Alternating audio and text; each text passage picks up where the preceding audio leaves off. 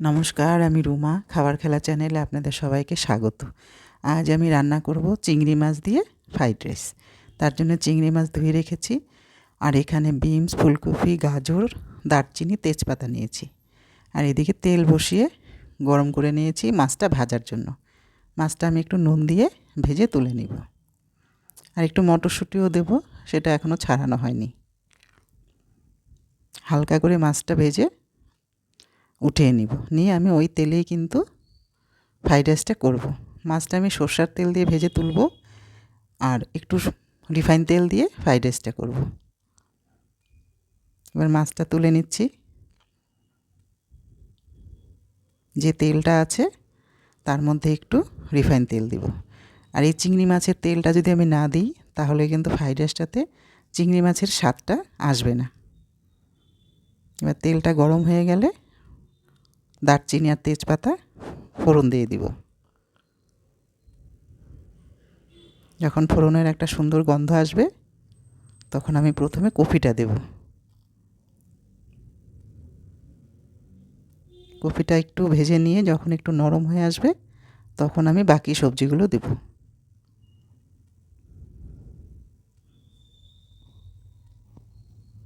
আর fried রাইসের ভাতটা কিন্তু আমি করে রেখেছি। এই ফ্রাইড রাইসটা কিন্তু খেতে খুব ভালো হয়।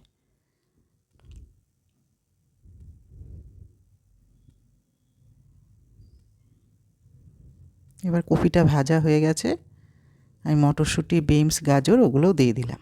দিয়ে কপির সাথে এগুলোকেও একটু ভেজে নেব। ফ্রাইড রাইসের জন্য আমি ডিমের কষা করেছি, ওটা আর আমি দেখালাম না। সামান্য একটু নুন দিয়ে দেব, কারণ ভাতটা যখন আমি দেব তখন কিন্তু আমাকে আর একটু নুন দিতে হবে।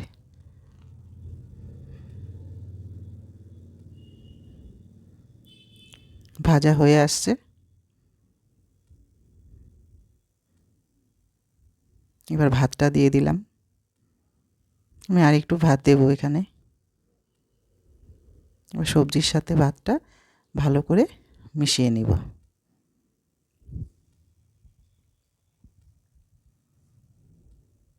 এটা চাইলে কিন্তু আপনারা যে কোনো দিন ঘরে করে নিতে পারেন। খাওয়ার জন্য যে ভাত রান্না করা হয়, সেই ভাত দিয়েও কিন্তু করা যাবে। চিংড়ি মাছ যেহেতু পড়বে, আর চিংড়ি যার মধ্যে দেওয়া যায় তার স্বাদই কিন্তু দ্বিগুণ হয়ে যায়। আর খেতেও কিন্তু তেমন একটা কিছু দরকার পড়ে না। কোনো চপ টপ বানালে বা ভালো করে আলুর দম করে নিলেও এই ফ্রাইড রাইসের সাথে খুব ভালো লাগে। এবার দিয়ে দিব পরিমাণ মতো নুন, চিনি দেব অল্প করে। এই ফ্রাইড রাইসে কিন্তু বেশি মিষ্টি ভালো লাগে না। আর দেবো একটু গোলমরিচের গুঁড়ো।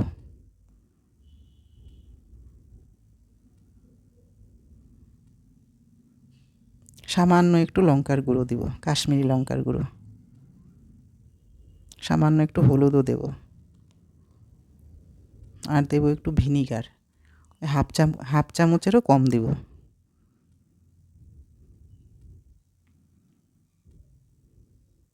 অল্প। আর দেবো একটু সয়া সস, ওই 4-5 ড্রপের মতো। ব্যাস, এগুলো দিয়ে ভাতটার সঙ্গে একদম ভালো করে মিশিয়ে দেব।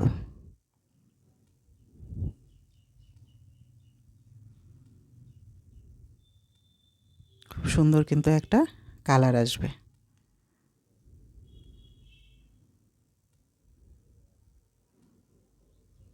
আর এই সময় কিন্তু গ্যাসের আঁচটা আমি একদম কমিয়ে দিব।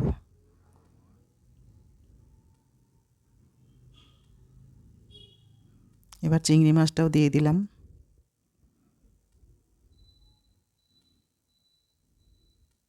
খুব সুন্দর করে পুরো ভাতটা মিশিয়ে দিব।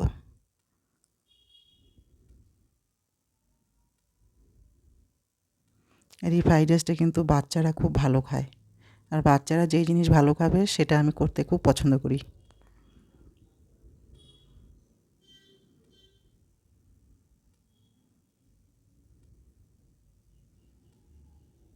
মেশানো হয়ে গেছে। দেখুন রঙটা কত সুন্দর হয়েছে।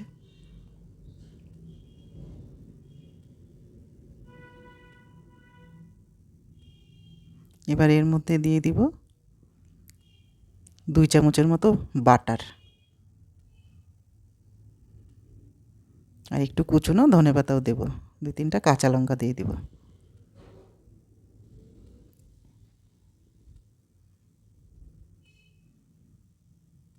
এবার এগুলোকে একটু মিশিয়ে নিব।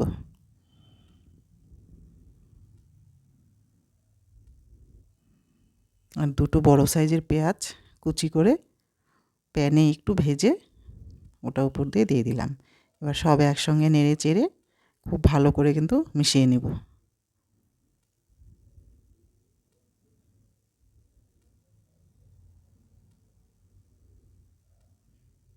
আপনারা করে দেখবেন বাড়িতে একদিন, খুব ভালো হয় খেতে।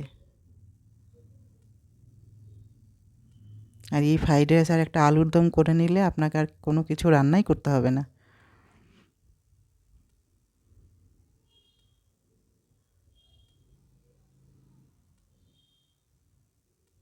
আমার রান্না প্রায় শেষের দিকে। আপনারা আমার পাশে থাকবেন আর কেমন হয়েছে কমেন্ট করে জানাবেন।